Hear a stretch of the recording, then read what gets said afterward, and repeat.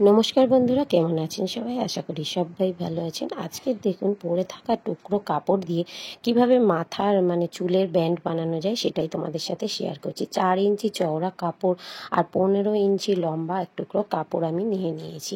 তো আপনারা যে কোনো টুকরো নিয়ে নিতে পারেন। তারপরে দেখুন মাথাটা একটু সেলাই করে নিয়েছি। আর এটা সেলাই না করলেও হবে, শুধু উল্টে নিয়ে দুমড়ে নিলেই হবে।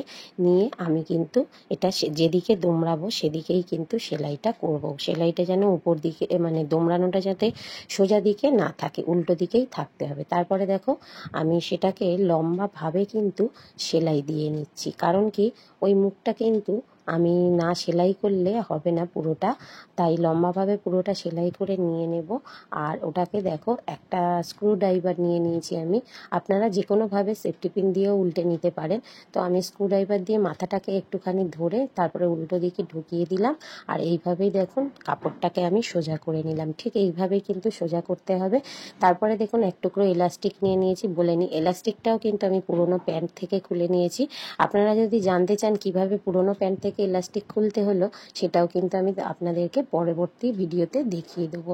আর আমি এই ভিডিওটাতে দেখুন কিভাবে এলাস্টিকটা জুড়ে নিচ্ছি। 7 ইঞ্চি এলাস্টিকটা নিয়েছিলাম, না হলে কিন্তু হবে না। আর কাপড় যদি আরেকটু বড় নিতে চান, 15 ইঞ্চির জায়গায় 20 ইঞ্চি নিতে চান, তাহলেও কোনো অসুবিধা নেই। তাহলে কুচিটা হয়তো আরেকটু বেশি পড়বে। কুচি বেশি পড়লে কিন্তু দেখতে মন্দ লাগে না। তারপরে দেখুন যে মুখটা খোলা ছিল, অপর মুখটা যেটা সেলাই করা ছিল, সেই সেলাই করা মুখের ভেতরে কিন্তু খোলা মুখটা আমি দিয়ে দিলাম। আর ঠিক দুটো কাপড় একটা কাপড়ের সঙ্গে হালকা হাতে কিন্তু হেম বা রান সেলাই ছোট ছোট করে দিয়ে নিতে হবে, যাতে সেলাইটা না দেখা যায়। এইভাবেই কিন্তু একটা রাবার ব্যান্ড তৈরি করে নেওয়া যায়। আপনি কিন্তু অতি সহজেই দেখুন এই ব্যান্ডটা তৈরি করে নিতে পারেন। আর এটা কিন্তু বাজারে কিনতে গেলে 5 টাকা 10 টাকা দিয়ে কিনতে পাওয়া যায় ট্রেনের মধ্যে। তো যাই হোক, এই কাপড়টা দিয়ে আমি বানিয়েছি। এটা কেমন হলো তোমরা দেখো, আর যদি ভালো লাগে লাইক কমেন্ট শেয়ার করে কিন্তু পাশে থেকো। ঠিক অপোজিটভাবে আরেকটা আমি ব্যান্ড তোমাদেরকে শিখিয়ে দিচ্ছি। একইভাবে কিন্তু আমি দেখুন ওটাকে সেলাই করে সোজা করে রেখেছিলাম। ঠিক একটা সেফটি পিন ঢুকবে সেরকম একটা অংশ রেখে, একদিকটা সরু আর একদিকটা মোটা করে আমি কিন্তু একটা স্টিচ দিয়ে নিচ্ছি। সেই স্টিচটা দিয়ে নিচ্ছি এই কারণ কি সেফটি পিনটা দিয়ে এলাস্টিকটা যাতে ভরতে পারি সেই জন্য। আর এটা কিন্তু হলে এটা কি হয় যে এলাস্টিকটা তাহলে কিন্তু আর নড়নচড়ন হবে না, ওটার মধ্যে একই জায়গায় থাকবে, সেটা কিন্তু আরেকটু ভালো হয়। তো যাই হোক, দু রকমের ব্যান্ড তোমাদেরকে দেখিয়ে দিচ্ছি। যেটা তোমাদের ভালো লাগবে সেটা তোমরা করো। আর যেটা ভালো লেগেছে এখন, কোনটা সব থেকে বেশি ভালো লাগলো সেটাও কিন্তু আমাকে বলো। তো এভাবেই দেখো আমি মুখটাকে বের করে নিয়েছি সেফটি পিনের সাহায্যে। এবার দুটো এলাস্টিকের মুখ ঠিক একইভাবে আমি মেশিনের সাহায্যে জুড়ে নিচ্ছি। তোমরা কিন্তু হাতের চোঁচের দ্বারা এই পুরো ব্যাপারটাকে করতে পারো। মেশিনে করলে হয়তো 5 মিনিট লাগবে, আর তোমাদের করলে হয়তো আরও 10 মিনিট লেগে যাবে। এটাই হচ্ছে ব্যাপার, আর কিছু না। তুমি ওই লম্বা সেলাইটা কিন্তু হাতে রান সেলাই দিয়ে নিয়ে নিতে পারো, তাহলেও কিন্তু কোনো অসুবিধা নেই। তারপরে দেখো এভাবেই কিন্তু এলাস্টিকটা আমি সেলাই করে নিয়ে নিয়েছি। আর এভাবে এলাস্টিকটা সেলাই করলে কি হয়, তাহলে আর মুখটা মোটা হয় না। একটা আর একটার উপর দিয়ে চাপিয়ে দিয়েছি। এইভাবে দেখো চ্যাপটা করে কিন্তু মুড়ে নিয়ে নিয়েছি। আর ঠিক ঠিক একইভাবে এই মুখটা ওই মুখটার মধ্যে ঢোকাবো সেরকম পজিশানে কিন্তু নিতে হবে। এটা যেহেতু মুখটা প্রথম থেকে সেলাই করে দিয়েছিলাম, তাই আমি কাঁচি দিয়ে একটু আবার মুখটা খুলে নেওয়ার চেষ্টা করছি, কারণ কি না হলে ওই কাপড়ের টুকরোটা কিন্তু এটার মধ্যে ঢুকবে না।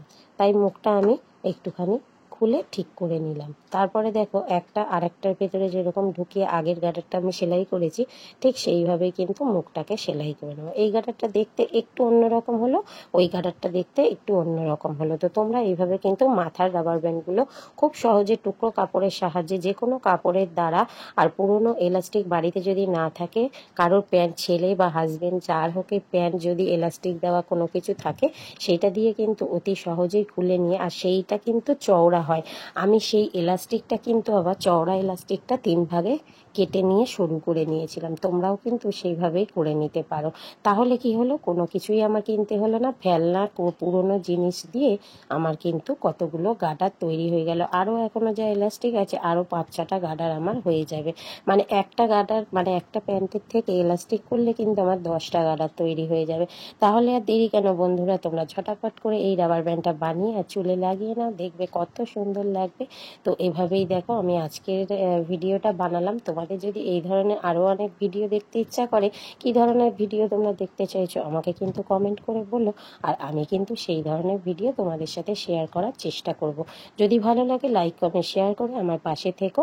তো যাই হোক, আমি কিন্তু আমার ইউটিউবে অতসী সর্দার অফিসিয়াল আর ফেসবুকে রয়েছে অতসী সর্দার চ্যানেল। তো এই দুটো চ্যানেলকে তোমরা একটু ভিজিট করে নিও, আর জিনিসটা কেমন হয়েছে আমাকে কিন্তু কমেন্ট করে তোমরা বললো। আর দেখো, আজকে কিন্তু 3-4টে গার্ডার আমি বানিয়ে নিয়েছি। তো এগুলো কিন্তু আমি আবার একজনের কাছে দেবো দোকানে বিক্রি করতে।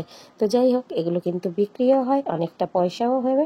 তো এইভাবেই আমি আজকে 3টে গার্ডার কিন্তু তৈরি করে নিয়ে নিয়েছি। তো দেখো কি সুন্দর হয়ে গেছে। আর এইভাবেই দেখো, কোন গার্ডারটা তোমাদের বেশি ভালো লাগলো কমেন্ট করো।